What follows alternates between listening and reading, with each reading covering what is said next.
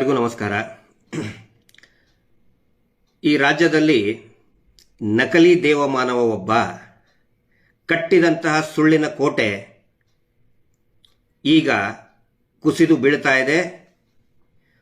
ಆನಂತರ ಸಂಪೂರ್ಣವಾಗಿ ನೆಲಸಮ ಆಗ್ತಾ ಇದೆ. ಹೌದು, ಯಾಕಂತ ಹೇಳಿದರೆ ಈ ನಕಲಿ ದೇವಮಾನವ ಸೃಷ್ಟಿಸಿದಂಥ ಸುಳ್ಳುಗಳು ಮೊದಲನೇದಾಗಿ ಶ್ರೀ ಕ್ಷೇತ್ರ ಧರ್ಮಸ್ಥಳದ ಮಂಜುನಾಥ ಸ್ವಾಮಿ ನಮ್ಮ ಮನೆಯ ದೇವರು ಅಂತ ಹೇಳಿದ್ದು ಮೊದಲನೆಯ ಸುಳ್ಳಿನ ಅಡಿಪಾಯ. ವಾಸ್ತವದಲ್ಲಿ ಆ ವ್ಯಕ್ತಿಯ ಮನೆಯಲ್ಲಿ ಮಂಜುನಾಥ ಸ್ವಾಮಿಯನ್ನು ಪೂಜೆ ಮಾಡುವುದನೇ ಇಲ್ಲ, ಮಂಜುನಾಥ ಸ್ವಾಮಿಯ ಫೋಟೋನೇ ಇಲ್ಲ. ಇದು ವಾಸ್ತವ. ಸುಳ್ಳಿನ ಅಡಿಪಾಯ ಏನಂತ ಹೇಳಿದರೆ, ಇವನೇ ಮಾತನಾಡುವ ಮಂಜುನಾಥ ಅನ್ನುವುದು ಈ ವ್ಯಕ್ತಿ ಒಬ್ಬ ದೇವಮಾನವ ಅಂತ ಸೃಷ್ಟಿ ಮಾಡಿದ್ದು ಒಂದು ಸುಳ್ಳಿನ ಅಡಿಪಾಯ. ಆ ಅಡಿಪಾಯದ ಮೇಲೆ ಈ ರಾಜ್ಯದ ಗ್ರಾಮಗಳಲ್ಲಿ ಪಿಲ್ಲರ್ಗಳನ್ನು ಸೃಷ್ಟಿ ಮಾಡಿದರು, ಬೀಮ್ಗಳನ್ನು ಸೃಷ್ಟಿ ಮಾಡಿದರು. ಏನಂತ ಹೇಳಿದರೆ, ಅಭಿವೃದ್ಧಿ ಅನ್ನುವಂತಹ ಒಂದು ಬೀಮ್, ಒಂದು ಪಿಲ್ಲರ್ಗಳನ್ನು ಸೃಷ್ಟಿ ಮಾಡಿ ಒಂದು ಸುಳ್ಳಿನ ಕೋಟೆಯನ್ನು ಸೃಷ್ಟಿ ಮಾಡಿದರು ಈ ರಾಜ್ಯಾದ್ಯಂತ. ಇವರು ಅಭಿವೃದ್ಧಿ ಮಾಡ್ತಾರೆ, ನಾವು ಗ್ರಾಮಾಭಿವೃದ್ಧಿ ಮಾಡ್ತೀವಿ ಅಂತ ಹೇಳ್ಕೊಂಡು, ಆನಂತರ ಅದರ ಮೇಲೆ ಏನು ನಾವು ಕೆರೆ ಅಭಿವೃದ್ಧಿ ಮಾಡ್ತೀವಿ, ನಾವು ಸ್ಕಾಲರ್ಶಿಪ್ ಕೊಡ್ತೀವಿ ಅನ್ನೋದು ಅದರ ಹಂದರವನ್ನು ಹಾಕಿದರು, ಛಾವಣಿ ಹಾಕಿದರು, ಛತ್ ಹಾಕಿದರು ಅದರ ಮೇಲೆ.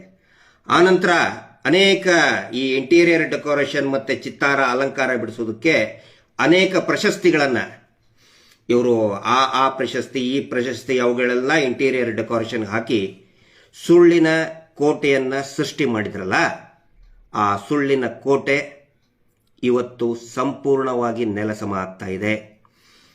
ಈ ಮಾತು ಯಾಕೆ ಹೇಳ್ತಾ ಇದ್ದೀನಿ ಅಂತ ಹೇಳಿದರೆ, ಕಳೆದ 1-2 ದಿನದಿಂದ ನಾವು ಕೆಲವು ಜಿಲ್ಲೆಗಳಲ್ಲಿ ಪ್ರವಾಸ ಮಾಡಿ ಅಲ್ಲಿ ಏನು ಪತ್ರಿಕಾಗೋಷ್ಠಿಯನ್ನು ನಡೆಸಿದ್ವಿ.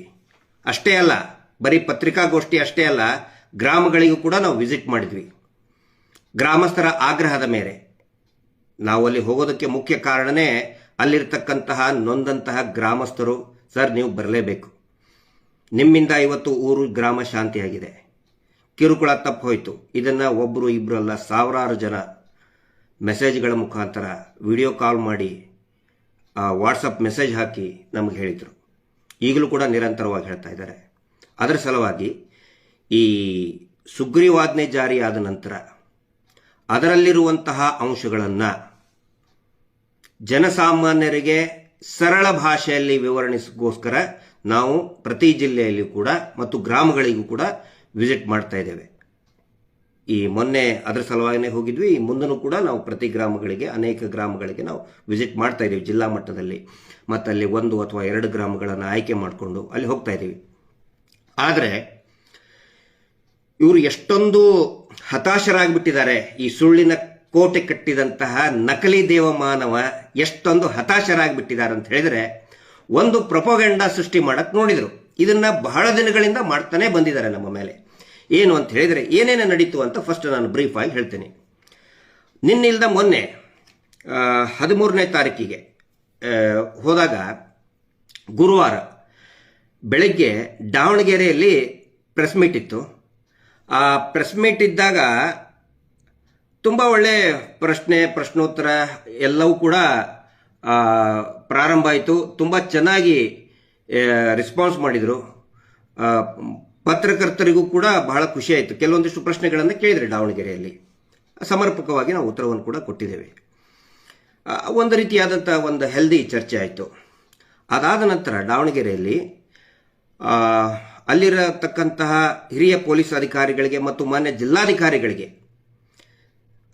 ಚಿತ್ರದುರ್ಗದಿಂದನೂ ಕೂಡ ಮಹಿಳಾ ಪ್ರತಿನಿಧಿಯಾಗಿ, ಅಂದರೆ ಅನೇಕ ದಿನಗಳಿಂದ ಈ ಹೋರಾಟವನ್ನು ಗಮನಿಸ್ತಾ ಇರುವಂತಹ ರಮಾ ನಾಗರಾಜ್ ಅಂತ ವೆರಿ ಸೀನಿಯರ್ ಮೋಸ್ಟ್ ಮತ್ತು ಇದ್ರ ಬಗ್ಗೆ ಸಮಾಜದ ಬಗ್ಗೆ ಕಳಕಳಿ ಇರುವಂಥವರು ಎಲ್ಲರೂ ಕೂಡ ಬಂದಿದ್ದರು.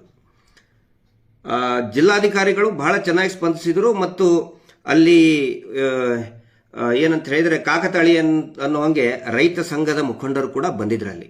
ಕರ್ನಾಟಕ ರಾಜ್ಯ ಸಂಘದ ಒಬ್ಬ ಹಿರಿಯ ಕಾರ್ಯದರ್ಶಿಗಳು, ಅವರು ಕೂಡ ಜನರ ಬಗ್ಗೆ, ರೈತರ ಬಗ್ಗೆ ಕಾಳಜಿ ಇರತಕ್ಕಂಥ ಒಂದು ಇಡೀ ಟೀಮ್ ಬಂದಿತ್ತು.